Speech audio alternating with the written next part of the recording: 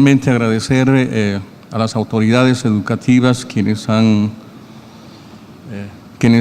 han propuesto llevar a efecto este tipo de eventos que fortalece mucho más todavía el proceso integracionista más allá de lo que es el ALBA, inclusive yo diría la región. Bueno, queremos un poco compartir lo que es la educación en Bolivia.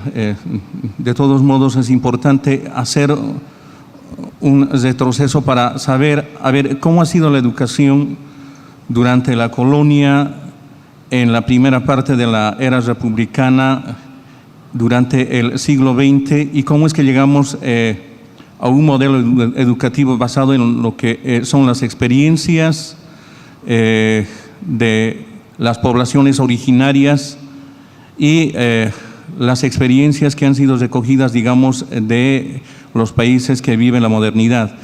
Y en ese sentido, yo quiero darme la oportunidad de indicar de que la educación prehispánica, bueno, tenemos que decir de que estaba basado sobre lo que es la costumbre, las actividades cotidianas y diarias, que han servido esto para transmitir a las generaciones posteriores. En el caso, por ejemplo, de los niños, bueno, ellos acudían a los más ancianos para poder un poco recoger lo que son los saberes, ¿no? Las experiencias transmitidas por los sabios. En el mismo sentido, las mujeres, bueno, se concentraban en las casas denominadas los ajlayhuasis, por ejemplo, en el caso de los quechuas. Bueno, en estas instituciones lo que hacían es aprender las labores domésticas, un poco de lo que es la artesanía, los tejidos, etcétera. En el caso de los jóvenes, bueno, el embajador Ramón hablaba de los yachay, la casa de los saberes, la casa de los conocimientos, pues estaban, digamos, asignadas para las personas masculinas, para los varones. Y bueno, lo que hacían es aprender a cómo administrar, la forma de gobierno, un poco de lo que es la historia y también un poco de lo que es el arte militar. ¿Esto qué implica? Implica hablar de que el acceso a la educación no era para la población en su conjunto, sino que era para una sociedad excluyente o para una clase social dominante, para la clase que gobernaba estas culturas. Entonces, el acceso era muy restringido a la educación en todo lo que fue la era prehispánica. Cuando nosotros llegamos a la era colonial, bueno, la educación sabemos muy bien de que va a seguir siendo excluyente, van a poder acceder difícilmente las mujeres a la educación, demasiado restringido. En el mismo sentido, los indígenas, la mayoría de la población, ¿sí? de los territorios altoperuanos, los indígenas nunca tuvieron la posibilidad de por lo menos conocer a leer y escribir. Entonces era una educación, además de ser racial, demasiado excluyente. Bueno, si bien se fundaron una serie de escuelas, universidades, ese es el caso, por ejemplo, de la Universidad San Francisco de Javier en el territorio de la audiencia de Charcas o el Alto Perú. Era una universidad que estaba reservada solamente para los españoles, para los que han migrado de Europa. Y en algunos casos también, ya finalizando la era colonial, accedían a esta educación, accedían a las universidades los hijos de los criollos. Vemos así de que, bueno, de que la educación estaba solamente al alcance de esa clase dominante. Y no se percibía para nada, digamos, la incursión de la mayoría de la población, que llegaba a más del 95% ya durante la última etapa de la era colonial. Los 95% de la población indígena no podían acceder a la educación. Esto implica hablar de una educación racista, una educación excluyente, una educación dominante, una educación reservada solamente para unos cuantos. También cuando nosotros finalizamos la era colonial, vemos la presencia del gran libertador Simón Bolívar, Antonio José de Sucre, podemos ver al gran mariscal Andrés de Santa Cruz, un hombre de sangre española y de sangre aymara, quienes han impulsado también se introdujeron al ámbito educativo y percibieron la necesidad de universalizar la educación. Y estando ya viviendo los primeros años de la independencia o de la era republicana, también vemos la presencia de Simón Rodríguez, el gran maestro del gran libertador Simón Bolívar, quien ha impulsado la educación en Bolivia, planteando un estatuto educativo que ha servido para masificar la educación. Una inquietud amplia, una inquietud que quiso llegar a la población indígena, pero lamentablemente esto se quedó en los papeles. Para nada tuvieron la posibilidad de acceder a la educación la mayoría de la población boliviana.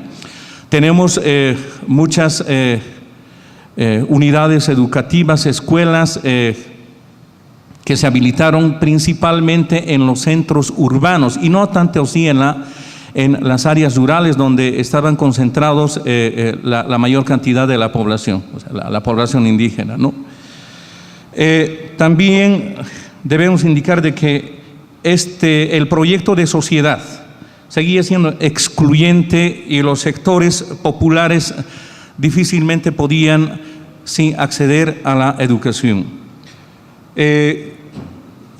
Esto implica hablar de que la educación era solamente para unos cuantos. Tenemos un dato aquí, por ejemplo, hasta 1841 se contaba con 60 escuelas primarias que servían para aprender a leer y a escribir, ¿no? Y estas 60 escuelas primarias estaban concentradas en las áreas urbanas y no así en las áreas rurales. También debemos decir de que los marginados de la educación seguían siendo las mujeres y los marginados de la educación seguían siendo los indígenas.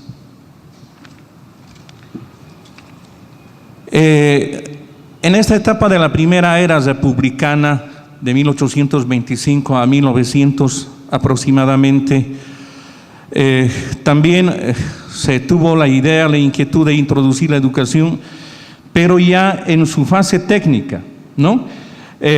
Han sido impulsados por una economía capitalista mundial, apoyado por los gobiernos liberales de Bolivia, a nombre de lo que es la democratización y la modernización de la educación.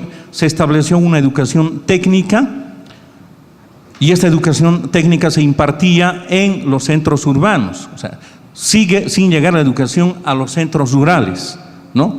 Una realidad que prácticamente ha sido de aislamiento, ¿sí?, de esta población que permanentemente ha estado insistiendo en que la educación pueda llegar a la totalidad de la población boliviana. En ese sentido, nosotros incursionamos a todo lo que es la era republicana, el segundo periodo de la era republicana, 1900 para adelante. Y en Bolivia se comienza a hablar, los pedagogos, los maestros, los entendidos en educación, comienzan a hablar de una serie de pedagogías. Se percibe la presencia de una pedagogía europeizante, una pedagogía ajena a la realidad boliviana. Se habla de una pedagogía de la escuela del Ayllu, la escuela del Ayllu de Warisata, ¿no? Se habla de una pedagogía nacional planteado por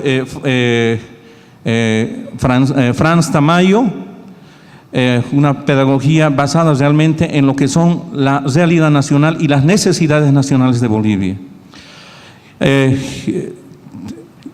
Se lleva a efecto, se introduce como experiencia en la realidad nacional boliviana, la pedagogía europeizante, bueno, a través del maestro Georges Zumach, un bélgico que, bueno, prácticamente nos muestra y nos ofrece una educación que nada tiene que ver con Bolivia. Esto en realidad podemos decir de que ha perdurado por varios años, hasta la Revolución Nacional del 52. Inclusive yo me atrevería a decir de que sí, pervivió hasta el modelo neoliberal, hasta el Decreto Supremo 21060, bueno, entonces una educación que no mostraba para nada, digamos, la necesidad de los bolivianos, no servía para, digamos, aplicar este modelo educativo, no servía para la sociedad boliviana. Eso es lo que quiero decir.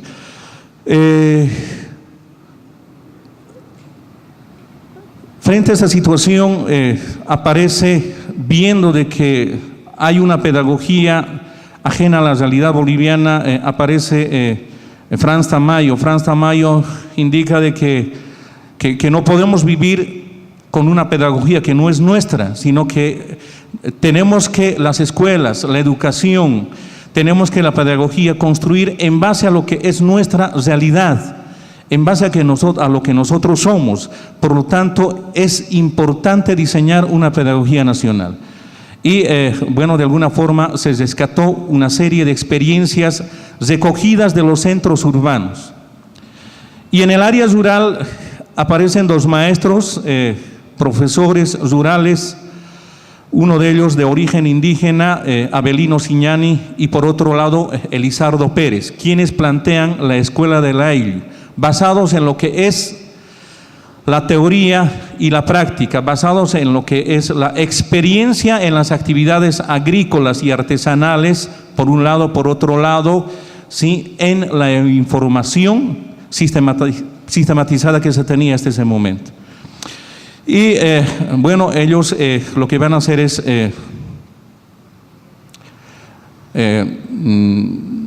lograr la autorización de los gobiernos de ese entonces para que sí, la educación también pueda llegar a los indígenas. Crearon así la escuela de Huarizata, ¿sí?, una escuela productiva donde se practicaba la solidaridad, la complementariedad, la productividad en comunidad y además, bueno, cuidando la madre tierra, tratando de mantener el equilibrio, ¿sí?, de la naturaleza y el ser humano, ¿no?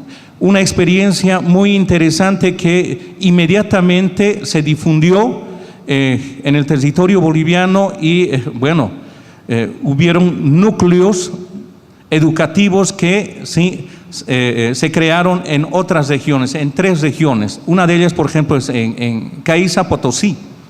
Entonces, esta experiencia también ha servido, digamos, para de alguna forma dar, ¿sí?, ese alcance a la población indígena que tanto ha pedido, digamos, de que la educación esté pues al alcance de ellos, ¿no? Estos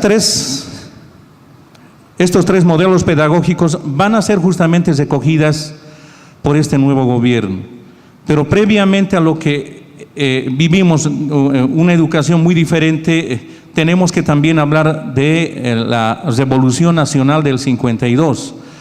¿Por qué tenemos que hablar de esta Revolución Nacional del 52, de 1952, en el que los bolivianos conocemos como la Revolución Nacional? Porque se emite junto a otros decretos un decreto que tiene que ver con el tema educativo. Y se llama el Decreto de la Reforma Educativa del 52.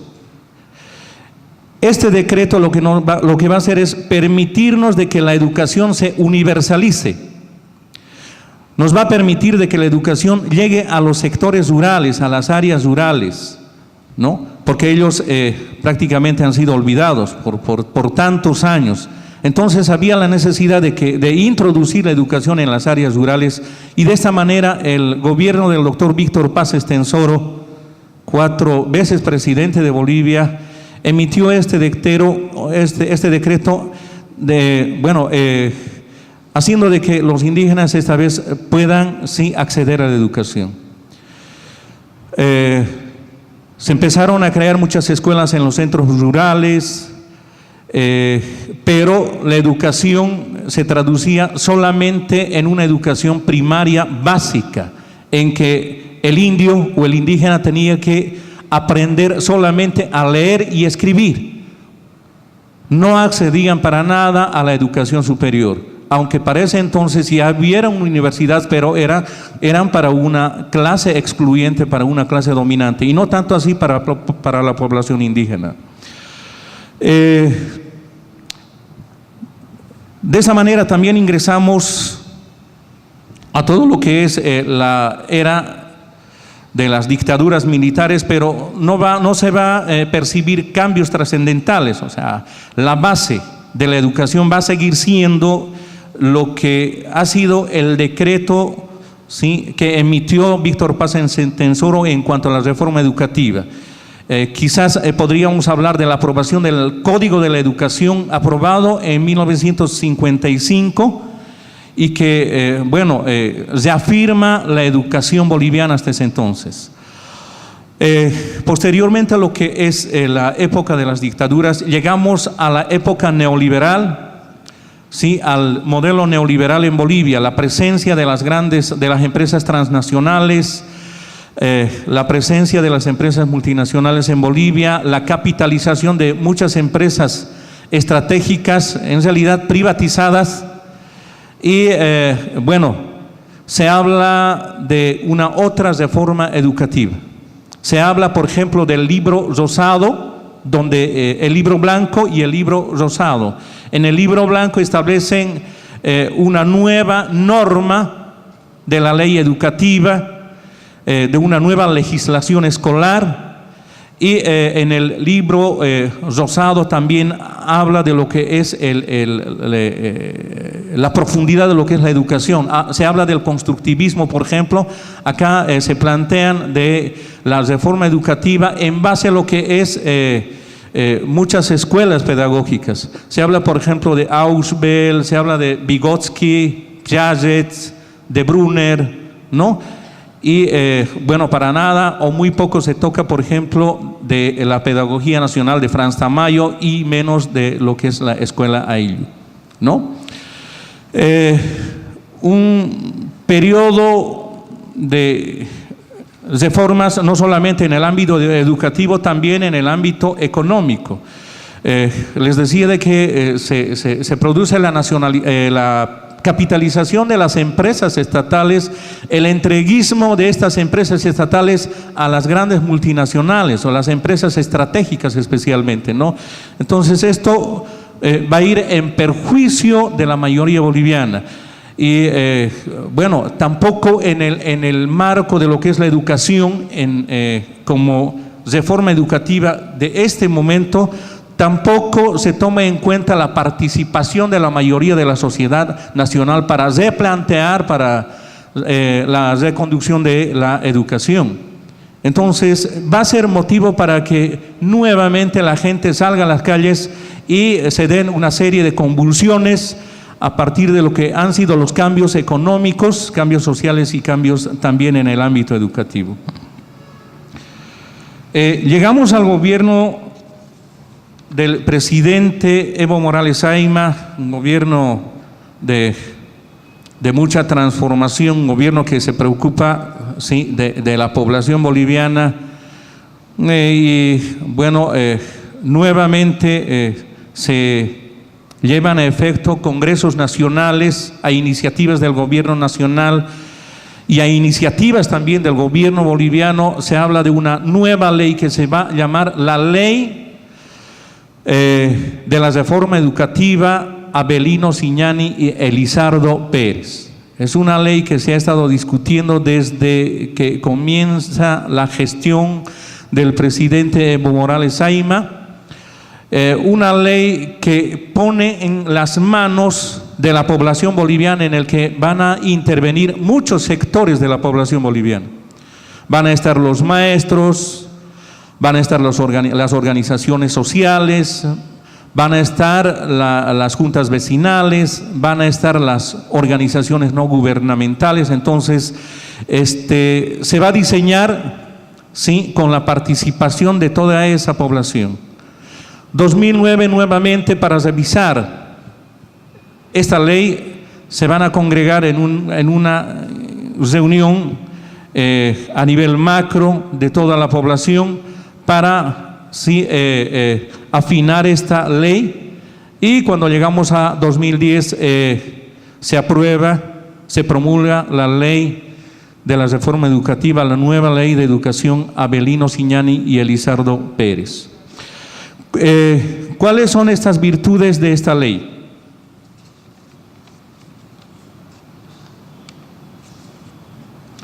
Esta ley, por ejemplo, habla de un modelo que esté basado en el respeto a la diversidad, se considera la interculturalidad, se considera de que la educación debe ser plurilingüe, ¿no?, contextualizado de acuerdo a las regiones. Se habla, por ejemplo, de que la educación debe estar al alcance de todos.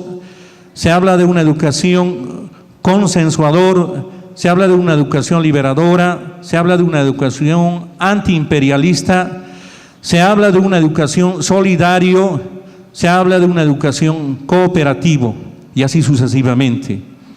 Y en base a esto, el gobierno boliviano hasta este momento ha avanzado, tiene logros importantes. Por ejemplo, se puede mencionar en el tema de la alfabetización, gracias al apoyo de la hermana República de Cuba, gracias al apoyo a la hermana República Bolivariana de Venezuela, hemos hecho de que alrededor de 1 millón